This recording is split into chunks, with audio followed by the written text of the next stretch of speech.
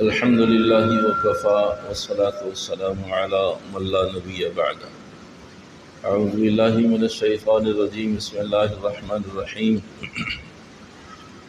انما يتقبل اللہ من المتقین صدق اللہ مولانا العظیم وصدق رسول النبی الکریم ونحن علی ذلک لمن الشاہدین والشاکرین والحمد للہ رب العالمین۔ معزز اساتذہ کرام، بزرگان کی موجودگی میں میری مجبوری یہ ہے کہ میرے پیر میں روڈ ڈلی ہوئی ہے، اس لیے اس بے ادبی کو قبول فرمائیے، ورنہ حضرات اساتذہ کی موجودگی میں اوپر بیٹھنا قطعاً اس کی گنجائش نہ تھی، تو اس لیے آپ حضرات کے سامنے اظہار ضروری ہے۔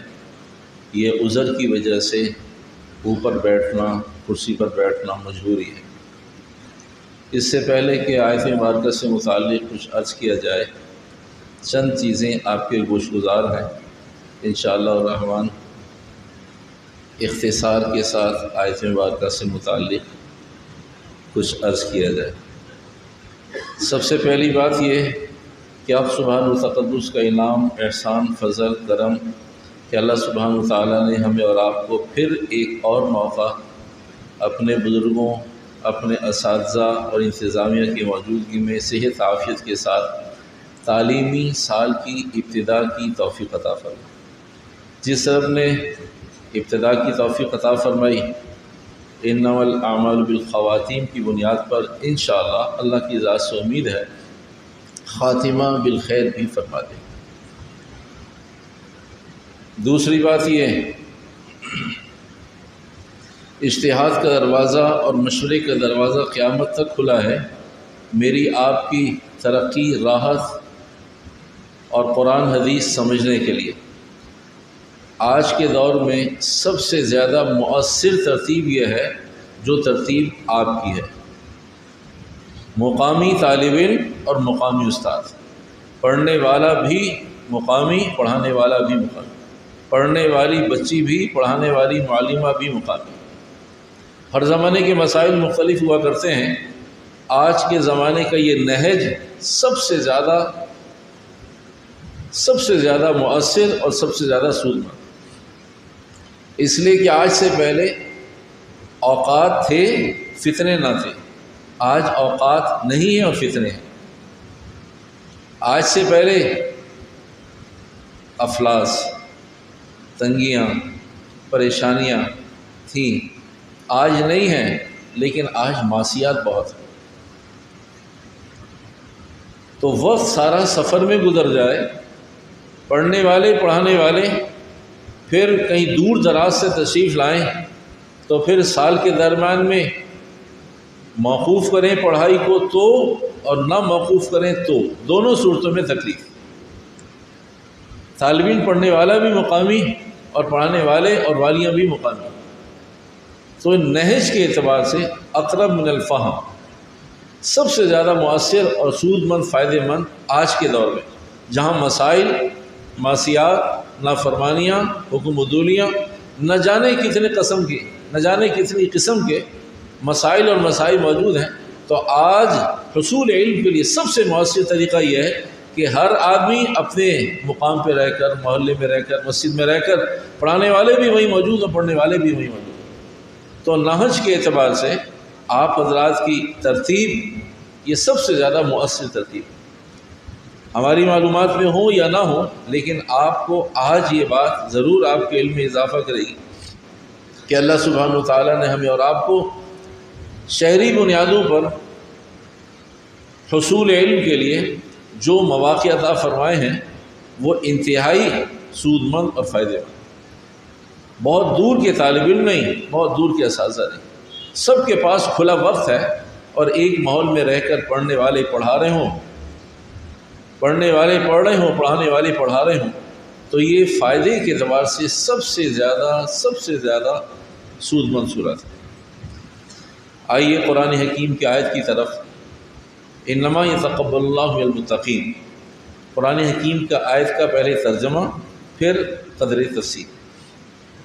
اللہ سبحانہ و تعالیٰ محتاط چلنے والوں کے عمل کو پسند کرتا ہے۔ اہل علم کا مجمع ہے، اس لیے متقین کی تفسیر اور تفصیل محتاط لوگوں سے کی ہے۔ انما یتقبل اللہ من المتقین، اللہ پاک متقین کے عمل کو پسند کرتا ہے، یعنی محتاط لوگوں کی، اس لیے کہ متقی اسی کو کہتے ہیں جو محتاط ہوا کرتا ہے، چلنے پھرنے میں، بولنے دیکھنے میں، کھانے پینے میں، نشست و برخاست میں محتاط ہے، سنبھل کے چلتا ہے، متقی ہے۔ نہیں سنبھل کے چلتا مسلمان ہے، متقی نہیں ہے۔ غیر محتاط انداز اختیار کرتا ہے، محتاط راہ کو اختیار کرتا ہے، اعتدال کی راہ کو اختیار کرتا ہے، تو یہ متقی ہے، سنبھل کے چلنا جانتا ہے۔ سنبھل کر چلنے والے کے عمل کو اللہ نے قبول فرمایا، اللہ نے مقبولیت عطا فرمائی۔ تو وہ علم سب سے زیادہ سنبھل کر چلنے کا طریقہ اور سلیقہ دیتا ہے۔ لیکن خدا نہ خواستہ علم کے باوجود سنبھل کر چلنا نہ آیا تو پھر نقصان بھی سب سے زیادہ۔ انما یخشی اللہ من عبادہ العلماء، علم سب سے زیادہ خشیت پیدا کرتا ہے۔ علم ہو اور خشیت نہ ہو، ایسا ہے جیسے نو پارکنگ کے بورڈ کے نیچے ڈھیر لگا ہوا ہے گاڑی، بورڈ بھی وہیں لگا ہے اور پارکنگ بھی وہیں۔ انما یتقبل اللہ من المتقین، جو بات بتانی مقصود ہے وہ یہ اختصار کے ساتھ کہ آج امت مسلمہ کے اندر ڈھیروں محنتوں کے باوجود، بے شمار کوششوں کے ساتھ ساتھ عمل کا شوق پیدا ہو گیا، لیکن قبولیت کا ذوق پیدا نہیں ہوتا۔ اور یہ اہل علم کا مجمع ہے، اس لیے بتا دینے میں کوئی حرج کی بات نہیں۔ عمل مقصود نہیں ہے، عمل کی قبولیت مقصود ہے۔ ایک آدمی کے پاس لاکھوں نوٹ موجود ہیں، لیکن ایک پر بھی اسٹیٹ بینک کی مہر اور اسٹیمپ نہیں لگی ہوئی، ان سب کو آگ لگا دیجیے، وہ سارے کے سارے نوٹ آدمی کو متہم کر دیں گے، آدمی کو بدنام کر دیں گے، چاہے اس کے اپنے نوٹ نہ ہوں، کسی نے دیا ہو، تب بھی مولوی صاحب کہاں سے آ گئے یہ نوٹ آپ کے پاس؟ میرے نہیں ہیں، کہا آئے تو آپ کے پاس ہے، پیش تو آپ نے نوٹ کیا ہی، اور ایک نوٹ ہو آدمی کے پاس لیکن اس پر مہر لگی ہوئی، وہ راحت بھی ہے، عزت بھی ہے، اور ضرورت بھی پوری کر دے گا۔ تو آج امت مسلمہ کے اندر یہ احساس کسی نہ کسی درجے میں پیدا ہوگا کہ عمل کرنا چاہیے۔ اس سے بھی اگلی بات، عمل کرنا یہ قبولیت کی علامت نہیں ہے، عمل کرتے رہنا قبولیت کی علامت نہیں ہے۔ قبولیت کی شرائط بہت مختلف ہیں۔ ہم اور آپ جس عمل میں مشغول اور مصروف ہوں وہاں عمل کافی نہیں ہے۔ ایک آدمی حصول علم کے حاصل کرنے میں مشغول اور مصروف ہے، اسے علم کی فکر ہے، قبولیت علم کی فکر ہے۔ ایک آدمی خرچ میں لگا ہوا ہے، اسے خرچ کی فکر ہے، قبولیت خرچ کی فکر۔ ایک آدمی صائم الدہر ہے، اسے روزے کی فکر ہے، قبولیت روزے کی فکر ہے۔ حضور علیہ الصلوۃ والسلام نے ہر عمل کے بعد اس کا اہتمام کیا، جبکہ نبی دعا نہ بھی کرے تب بھی اس کا عمل قبول ہے۔ نبی کا ہر عمل اللہ نے قبولیت کے ساتھ انبیاء علیہ الصلوۃ والسلام کو اعمال احکامات عطا فرمائے۔ اس کے باوجود اگر کبھی ہم نے سوچا ہو، ابراہیم علیہ الصلوۃ والسلام نے پہلے دن اللہ کے سامنے درخواست کر دی، اے اللہ بیت اللہ بن گیا ہے، آپ کی توفیق سے بنا ہے، لیکن بیت اللہ کا بنا دینا یہ کام نہیں، اس کو قبول ہو جانا یہ کام ہے۔ ربنا تقبل منا، ایسی نیکی ہے کہ جو تمام انبیاء علیہ الصلوۃ والسلام کے ساتھ لگی، قیامت تک آنے والے انسانوں کے ساتھ لگی، بیت اللہ کا بن جانا۔ حضور علیہ السلام نے نہیں بنایا بیت اللہ، ابراہیم علیہ السلام، لیکن اس کے باوجود اے اللہ یہ بہت بڑا کام ہے، لیکن کافی نہیں ہے۔ کافی یہ ہے کہ بن جانے کے بعد، ہو جانے کے بعد، عمل کے وجود کے بعد اے اللہ اسے قبول فرما لے۔ اگر یہ قبول نہ ہوا تو پھر بیت اللہ بنانا معنی دار ہے۔ اے اللہ یہ تعمیر تو ہو گئی، دیواریں بن گئی ہیں، لیکن اگر یہ قبول نہ ہوا آپ علیہ السلام روزہ افطار فرما رہے ہیں، اللہ تیرے حلال رزق سے افطار کر رہا ہوں، اللہ سے قبول فرما لے، روزے کے بعد بھی قبول فرما لے، عمل کے بعد بھی قبول فرما لے، قرآن حکیم کی تلاوت کو بھی قبول فرما لے۔ حصول علم، اب سبحانہ و تقدس نے مجھے اور آپ کو جس کام میں لگا رکھا ہے، جو جس کام میں لگا ہوا ہے اسے عمل کی فکر ضرور ہے، قبولیت عمل کی فکر نہیں۔ اگر وہ قبول نہ ہوا تو اس لیے اسے بہت اچھی طرح سمجھنے کی ضرورت ہے، عمل کرنا یہ قبولیت کی علامت نہیں ہے، عمل کرتے رہنا۔ احب الاعمال الی اللہ ادومها وان قل او کما قال علیہ السلام۔ مستقل ایک آدمی عمل کر رہا ہے، عوام کا دھوکہ یہ ہے کہ مجھے معلوم ہے، خواص کا دھوکہ یہ کہ ہمارے عمل مقبول ہے، عوام کا دھوکہ یہ مجھے معلوم ہے،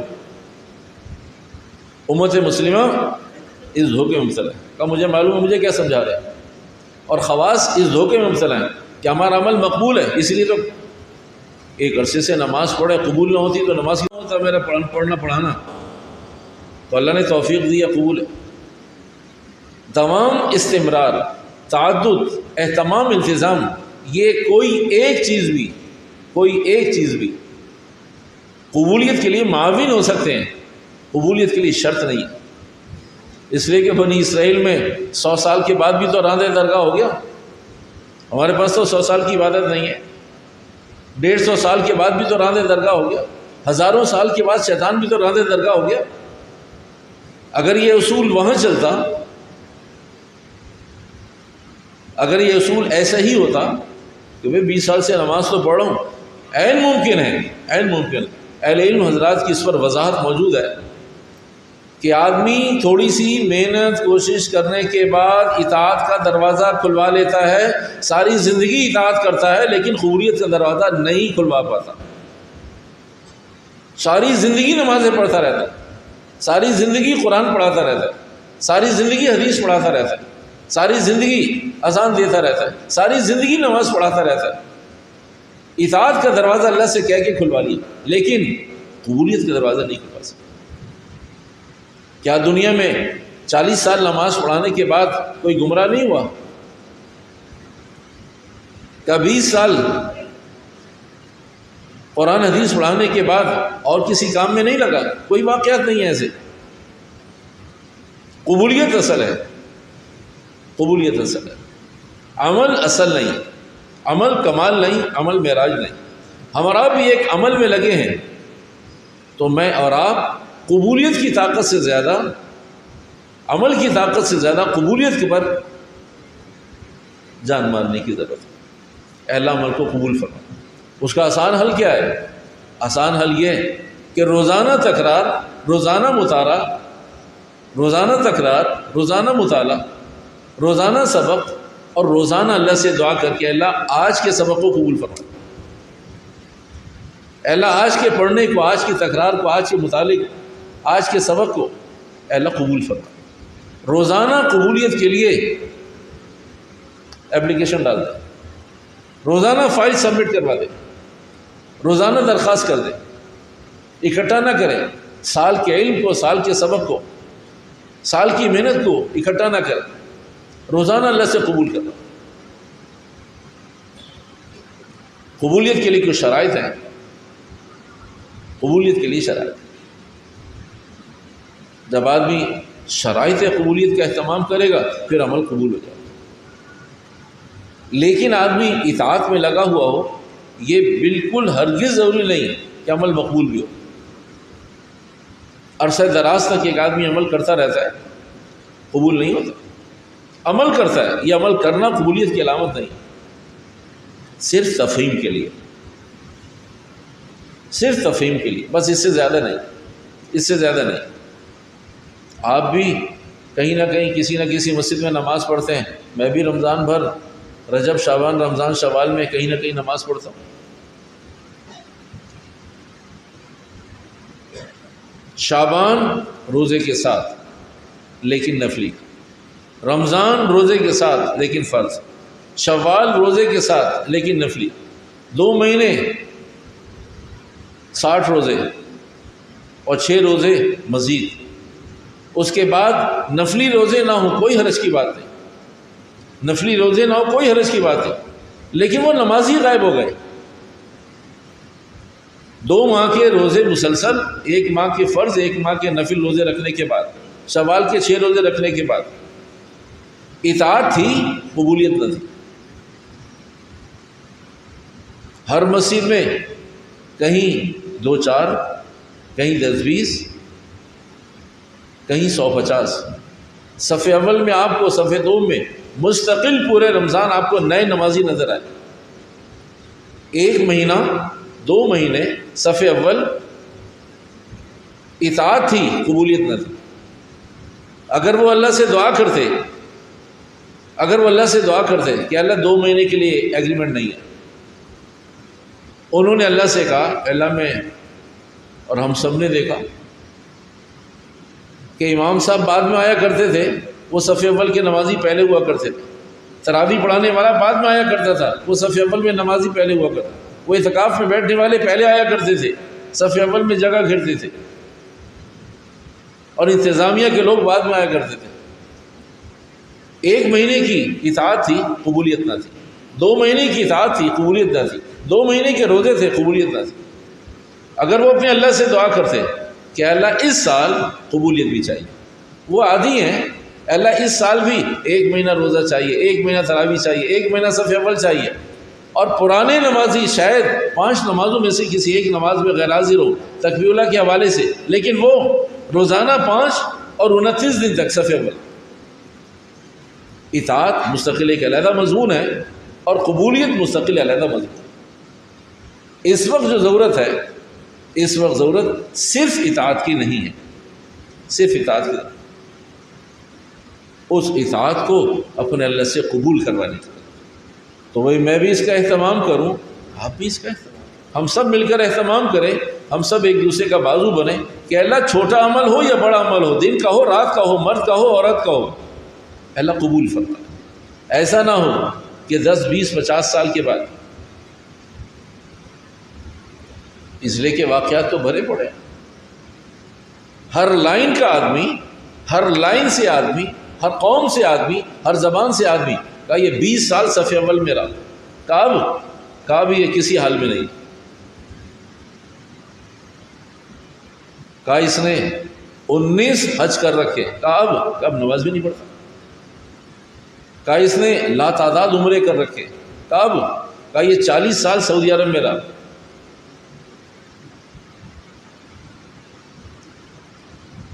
عمل کے ساتھ جذبہ قبولیت نہ پیدا ہوا تو یہ خطرے کی علامت ہے۔ آدمی کو احساس ہو اگر وہ عمل پر جان مارتا ہے دن میں 1 گھنٹہ تو کم از کم آدھا گھنٹہ اسے قبولیت کے لیے اہتمام کرنا چاہیے۔ ایک چھوٹی سی بات، بحمد اللہ علی ذالک، مسلمانوں کے ہاں ایک حج عمرے کا رواج ہے۔ جو لوگ آج سے 10 سال 20 سال 25 سال 30 سال پہلے حج عمرے کے لیے جایا کرتے تھے، اس وقت انہیں سارے خدام حرمین میں، مکہ مکرمہ میں بھی، مدینہ منورہ میں بھی، یہاں تک کہ دکانوں میں بھی، یہاں تک کہ باغات میں بھی، یہاں تک کہ صحرا میں بھی، اونٹوں کو سنبھالنے والے بھی پاکستانی نظر آتے ہیں۔ جو لوگ آج سے 20 سال 25 سال 30 سال 40 سال پہلے جانے والے لوگ ہیں، اور آج آپ کو حرمین میں خدام میں پاکستانی ڈھونڈنا پڑتا ہے۔ اطاعت تھی، یہاں تک کہ حجر اسود کو روزانہ عرب کے ساتھ صاف کرنے والا، روزانہ مصلی کندھے پہ رکھے، کتنی دفعہ؟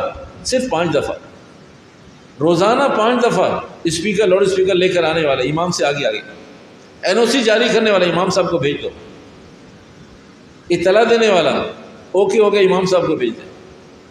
اطاعت تھی، قبولیت کے لیے اللہ سے دعا نہیں کی، نہ فرد واحد نے نہ پوری قوم نے۔ آج اللہ کی شان، حرمین میں خدام کو، پاکستانی خدام کو ڈھونڈنا پڑتا ہے۔ کوئی عیب کی بات تو نہیں، فضیلت کی بات تھی، فضیلت کی بات۔ ہمارا ایک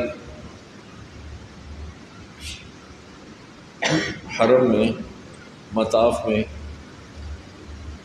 بیت اللہ کے قرب و جوار میں غالباً جہلم کے کوئی صاحب تھے وہ بیسیکلی انجینئر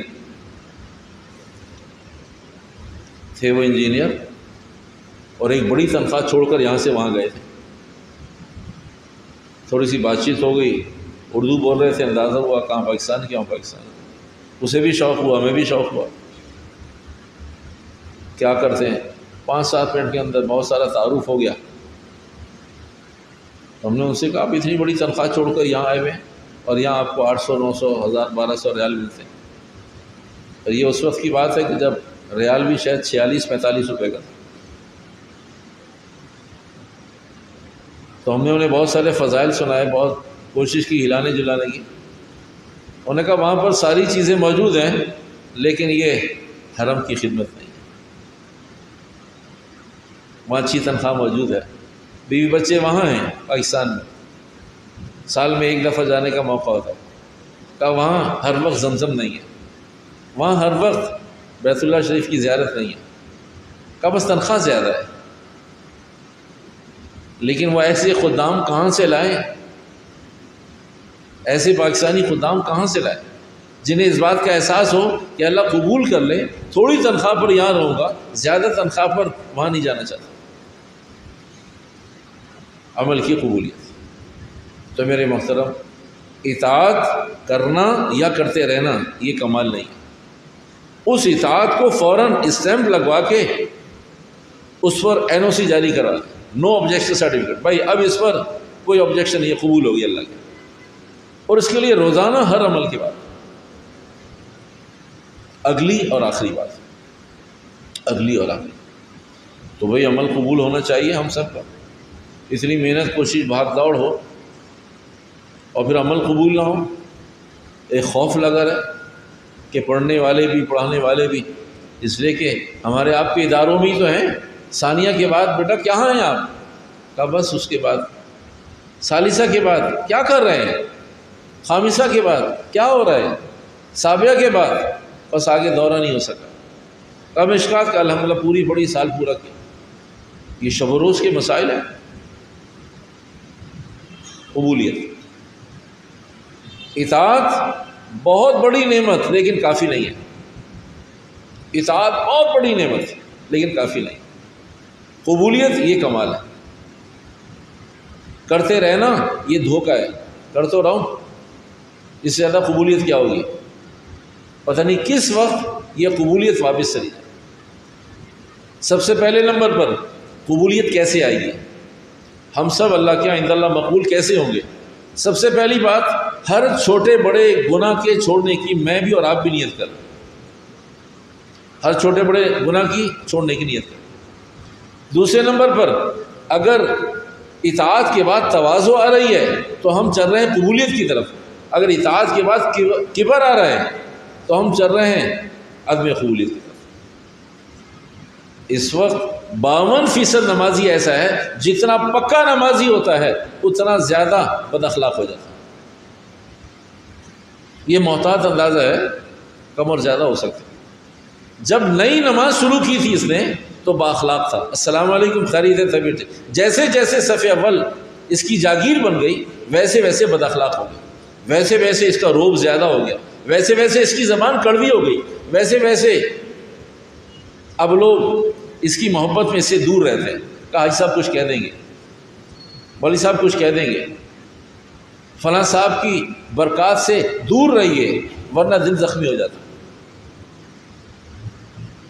20 سال پہلے نماز شروع کی تھی بااخلاق تھا، اب 20 سال کے بعد زیادہ بد اخلاق۔ تو عبادت اگر تواضع انکساری، اس کا مقصد یہ قبولیت کی طرف چل رہا ہے۔ طالب علم ثانیہ میں آیا تھا، بہت خدمت کیا کرتا تھا، دورے میں آ گیا، اب یہ سمجھدار ہو گیا، سابعہ میں سمجھدار ہو گیا، علم نے کبر پیدا کر دیا۔ اولا اور ثانیہ میں اساتذہ کا فرمانبردار تھا، کچھ تھوڑی سی فرمانبرداری خامسہ میں نکل گئی تھی، کچھ سادسہ میں نکل گئی، اور کچھ دورے میں آ کر ماشاءاللہ کہا استاد جی مجھ میں اور آپ میں اب زیادہ فرق نہیں ہے، زیادہ کام نہ بتایا کرے۔ تو علم نے متکبر بنا دیا۔ جیسے جیسے اولا سے دورے تک پہنچ رہا تھا، تواضع بڑھنی چاہیے تھی، تو اس کا مقصد اس کا علم قبول ہو رہا ہے، یہ زیادہ سمجھدار ہو گیا ہے، اب اساتذہ سے زیادہ دور ہو گیا ہے، اب اساتذہ کی دعائیں لینے کے اپنے آپ کو اس کا متحمل نہیں سمجھتا، کہا مجھے ضرورت نہیں ہے، مجھے خود دعائیں کرنی آ گئی۔ میں تو جب اولا میں تھا بیوقوف تھا، اس وقت اب تو میں سمجھدار ہوں، اب تو 7 سال ہو گئے مجھے یہاں پر۔ اگر علم اور عمل، اطاعت و فرمانبرداری جھکنے پر مجبور کر رہی ہے تو یہ قبولیت کے قریب ہے، اور اگر کبر پڑ رہا ہے تو یہ عدم قبولیت کی علامت ہے۔ گناہ کے ساتھ اطاعت قبول نہیں ہوتی، نافرمانی کے ساتھ، بدنظری کے ساتھ، غیبت کے ساتھ، گناہ کے ساتھ، جھوٹ کے ساتھ، نماز کے چھوڑنے کے ساتھ اطاعت درجہ قبولیت کو نہیں پہنچتی۔ یہ ہم سب کے لیے اصول، صرف طالب علم کے لیے اصول نہیں ہے، ہم سب کے لیے اصول یہی ہے۔ ہماری عبادت اطاعت قبولیت کو نہیں پہنچے گی اگر گناہ نہیں چھوڑیں گے، بدنظری نہیں چھوڑیں گے۔